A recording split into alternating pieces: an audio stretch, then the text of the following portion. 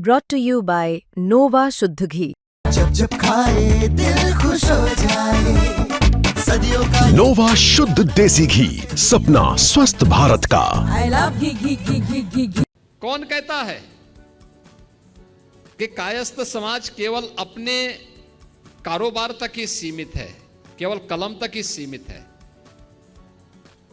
1975 में जब लोकतंत्र का गला घोंटने का काम किया था, तब जयप्रकाश नारायण जी आगे आए थे।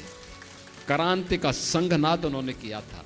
उत्तर प्रदेश के मुख्यमंत्री योगी आदित्यनाथ, जिन्होंने कायस्थों को लेकर ऐसा बयान दिया कि मानो हर किसी के दिल में जोश भर गया हो। दरअसल गोरखपुर में कायस्थों के एक कार्यक्रम में शामिल हुए सीएम योगी ने कायस्थों को लेकर ऐसी बातें कही कि हर कायस्थ का सीना गर्व से चौड़ा हो गया। साथ ही उन्होंने उन महान पुरुषों का नाम भी गिनाया जो कि कायस्थ समाज में पैदा हुए और उन्होंने देश की सेवा की। एक बार सुनिए सीएम योगी आदित्यनाथ का ये बयान। याद करिए, गुलामी के कालखंड के दौरान जब ये देश भारत और भारतीयता की विस्मृति के दौर से गुजर रहा था, गुलामी की कालखंड से गुजर रहा था, तब शिकागो की धर्म सभा में इसी परंपरा में पैदा हुआ एक सन्यासी दुनिया के सभी धर्म गुरुओं के सामने इस बात का उद्घोष करता है कि मैं भारत की उस परंपरा से आया हूं जिसने सदैव मानवता के कल्याण का मार्ग प्रशस्त किया, और जो दुनिया के सामने इस बात की उद्घोषणा भी करता है कि मुझे गर्व है कि मैं हिंदू हूं। और स्वामी विवेकानंद, याद करिए, इसी परंपरा में तुम मुझे खून दो मैं तुम्हें आजादी दूंगा का उद्घोष करने वाले नेताजी सुभाष चंद्र बोस पैदा हुए। यानी कलम का ही नहीं, तलवार की भी पूजा की है, और दोनों के समन्वय से ही समाज और राष्ट्र की व्यवस्था चलती है। याद करिए, स्वतंत्र भारत में भारत का संविधान कैसे बनना चाहिए,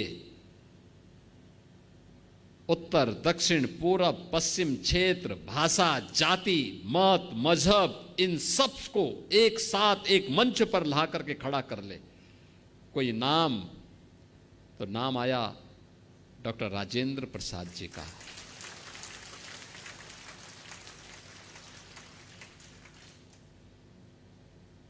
डॉक्टर राजेंद्र प्रसाद जी का। स्वतंत्र भारत में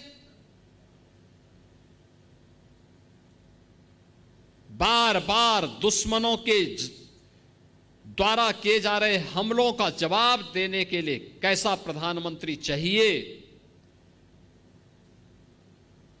तो लाल बहादुर शास्त्री ने 1965 में पाकिस्तान को नाकों चने चबवा करके स्वतंत्र भारत में पाकिस्तान को उसकी औकात दिखाने का काम भी किया था।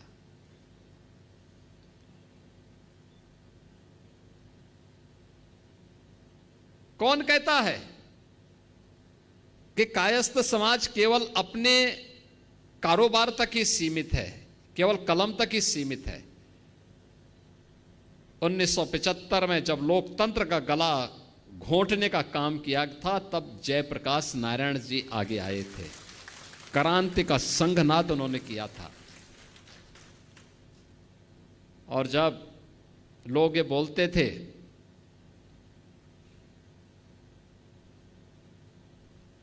कि अयोध्या में राम मंदिर कभी नहीं बन पाएगा,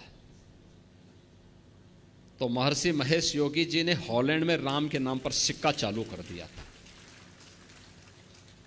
यानी भारत से बहुत दूर हॉलैंड में उन्होंने भगवान राम के नाम पे ही करेंसी जारी कर दी। यानी एक ऐसी परंपरा, अगर आप हिंदी साहित्य में जाएंगे, उपन्यास की एक विशिष्ट शैली जो भारत की उस समय की ग्रामीण पृष्ठभूमि को प्रस्तुत करता है मुंशी प्रेमचंद। इसी गोरखपुर की धरती पर उन्होंने अपना उपन्यास यहां रचने का काम किया था। कौन से ऐसा क्षेत्र है, एक लंबी फेरस्त है। मैं जब अंदर इंटर कर रहा था तो मैं देख रहा था उन सभी महापुरुषों के चित्र लगे हुए थे, और मैं तो चित्रगुप्त महासभा से कहूंगा उन सभी महापुरुषों के चित्र चित्रगुप्त मंदिर में लगने चाहिए, लगाए जाने चाहिए। आपको बता दें कि गोरखपुर में पहुंचे सीएम योगी आदित्यनाथ ने इस कार्यक्रम को लेकर अपने सोशल मीडिया प्लेटफॉर्म एक्स पर पोस्ट भी किया। उन्होंने एक्स पर यहां की तस्वीरें पोस्ट करते हुए लिखा कि जनपद गोरखपुर में आज श्री चित्रगुप्त मंदिर सभा के नवनिर्वाचित पदाधिकारियों एवं कार्यकारिणी सदस्यों के शपथ ग्रहण समारोह में सम्मिलित हुआ। देश में कायस्थ समाज एक प्रबुद्ध और पढ़ा लिखा समाज माना जाता है।